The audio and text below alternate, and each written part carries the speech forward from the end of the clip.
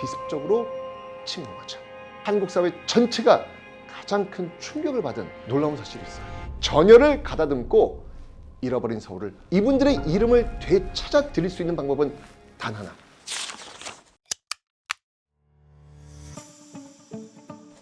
안녕하세요. 국방부 유해발굴 감식단 홍보대사 큰별쌤 최태성입니다. 제가 작년 8월부터 국방부 유해발굴 감식단, 줄여서 국유단이라고 하는데 이곳의 홍보대사로 활동하고 있습니다. 전 사실 이 홍보대사라면서 너무 많은 걸 알아버렸어요. 진짜 6.25 전쟁 과정 속에서 돌아가신 분들이 이렇게 많았구나. 근데 중요한 건 뭐냐면 이분들 대부분이 가족의 품으로 지금 돌아오지 못한 채 이 산하 어딘가에 지금 누워 계신다고 하는 사실, 너무 충격적이었습니다.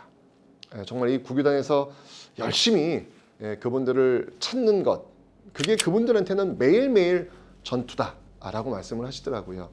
그 말을 들으면서 저도 어떻게든 이분들이 가족 품으로 들어갈 수 있도록 좀 진짜 열심히 노력 좀 해야 되겠다. 이건 지금 산 자들이 해야 되는 도리라고 생각해서 저도 그 작은 도리를 좀 해야 되겠구나라는 생각으로 이 일을 하고 있습니다. 여러분들, 지금 우리가 누리고 있는 이 자유와 평화, 당연하다고 생각하십니까? 참 우리가 이게 일상이 참 당연하다고 생각하는데 조금만 들여다보면 전혀 그렇지 않습니다. 왜? 우리의 일상을 누리기 위해서 누군가는 걸음이 되셔가지고 우리와 함께 계셨던 분들이 있기 때문이죠. 바로 호국 영웅들. 이 호국 영웅들의 희생이 있었기에 지금 우리 그리고 우리의 일상이 존재하는 것입니다. 자, 그럼 이제 우리가 이런 내용들을 알면 이분들을 위해서 무엇을 해야 할까요? 여러 가지가 있겠지만 그 중에서 하나는 바로 이분들을 잊지 않고 기억하는 것입니다. 여러분들은 6.25 전쟁에 대해서 얼마나 알고 계십니까?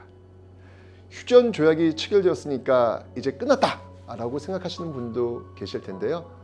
오랜 세월이 지났지만 지금의 우리와 상관없는 일 전혀 아닙니다.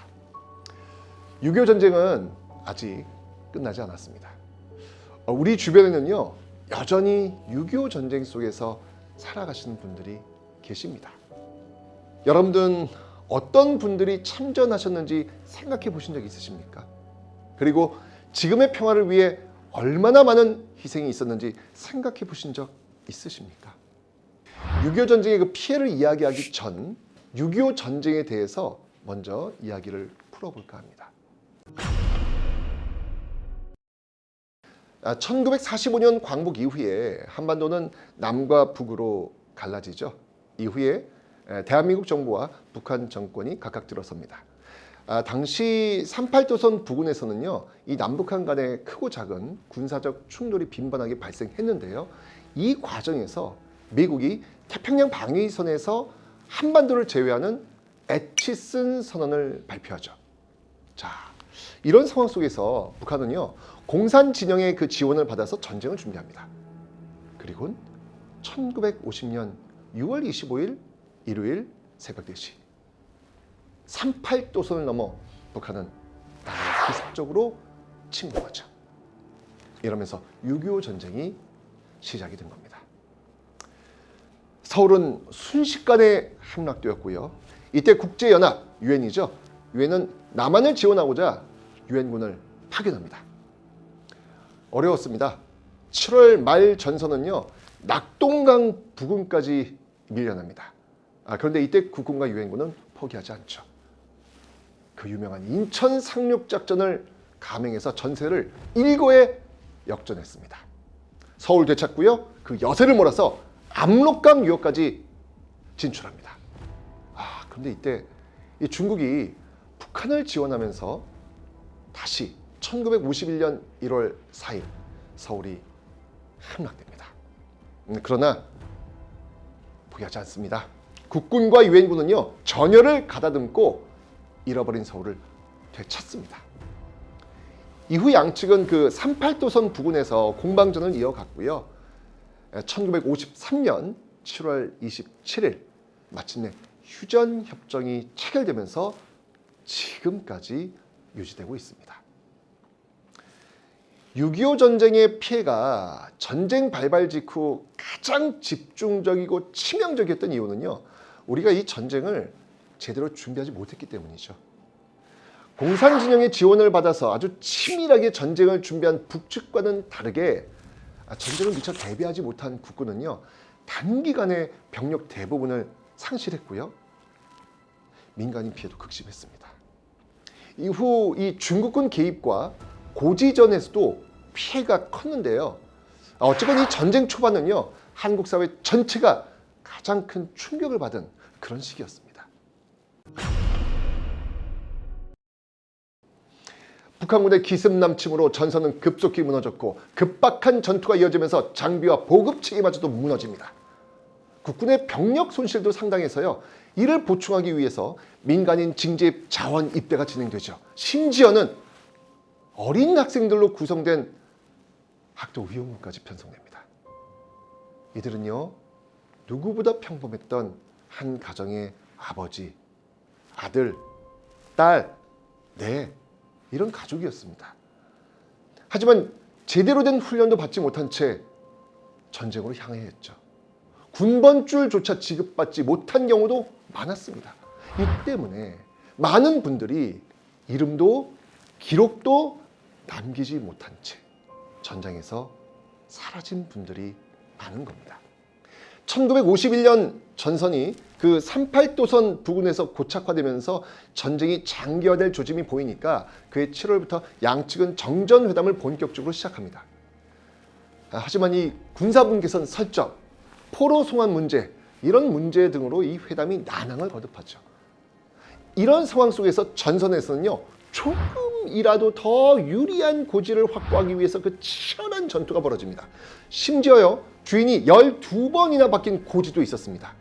이처럼 고지전이 전개되면서 수많은 생명이 쓰러져 간 거예요.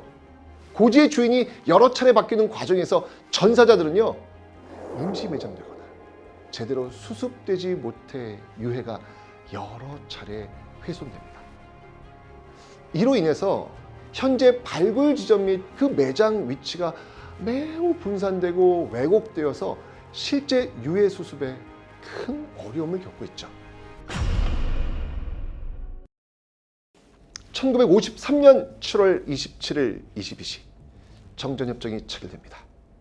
정전협정 체결로 전투는 중지되었지만 우리는 현재까지도 휴전 상태를 유지하고 있습니다. 완전한 해결은 여전히 미완의 과제로 남아 있습니다. 그런데요, 이게 피해 수습 과정에서 국군과 유엔군 간의 이 차이가 있습니다. 먼저 유엔군은요, 전쟁터에 나가는 모든 병사에게 군번줄을 지급했습니다. 작은 금속 조각이지만요, 이름, 군번, 소속 다 새겨져 있었습니다. 전투 중 부상당하거나 전사해도요, 군번줄 확인하면요, 신원 바로 알 수 있습니다. 게다가 유엔군은요, 이미 제2차 세계대전 때 확립된 정규 군사조직과 전쟁 기록 시스템을 가지고 있기 때문에 부대 이동, 작전 내용, 사상자 현황 등을 매 전투마다 꼼꼼하게 기록했습니다. 이러한 이유 때문에 6.25 전쟁 당시 유엔군의 피해 정도를 정확하게 파악할 수 있죠. 그에 비해서 이 국군은요, 물자 부족과 조직 미비로 전 장병에게 군번줄 지급 체계가 미확립된 상태였습니다. 특히 초기에는요, 급박한 전투가 이어지면서 그마저도 유지되던 장비 보급 체계가 붕괴가 돼요. 이와 같은 초기 보급 식별 수단의 한계와 전시 기록 공백으로 인해서 수많은 전사자의 신원을 확인하기 어려울 뿐더러 현재까지도 참전자의 정확한 수도 파악하는데 굉장히 큰 어려움을 겪고 있습니다. 국유단에 따르면요, 6.25 전쟁으로 희생된 국군 전사자는 약 13만 8천 명에 이릅니다. 약! 제가 왜 약이라고 하는 이 글자를 붙인지 아시겠죠? 그 가운데 지금까지 발굴된 유해는요, 1만 1천여 명. 그런데요, 놀라운 사실이 있어요. 신원이 확인돼서 가족품으로 돌아간 분은요, 불과 260명에 불과합니다. 이게 무슨 말이에요? 발굴이 되었음에도 여전히 이름을 찾지 못한 호국 영웅이 만명이 넘는다는 뜻입니다. 대한민국의 평화와 자유를 위해 희생하신 지금의 나이, 우리의 현재 시간과 이 공간을 만들게 해주신 이분들의 이름을 되찾아 드릴 수 있는 방법은 단 하나, 바로 유가족의 DNA 시료 확보입니다. 유가족의 DNA가 있어야만 발굴된 유해가 누구인지 밝혀낼 수 있는 겁니다. 북유단이 최선을 다해 발굴을 이어가고 있는데요. 신원 확인은 이거는 여러분의 참여 없이는 불가능합니다. 6.25 전쟁 허국 영웅들의 귀환은요, 단지 국유단만의 과제가 아닙니다. 우리 모두가 함께 해야 할 기억의 사명입니다.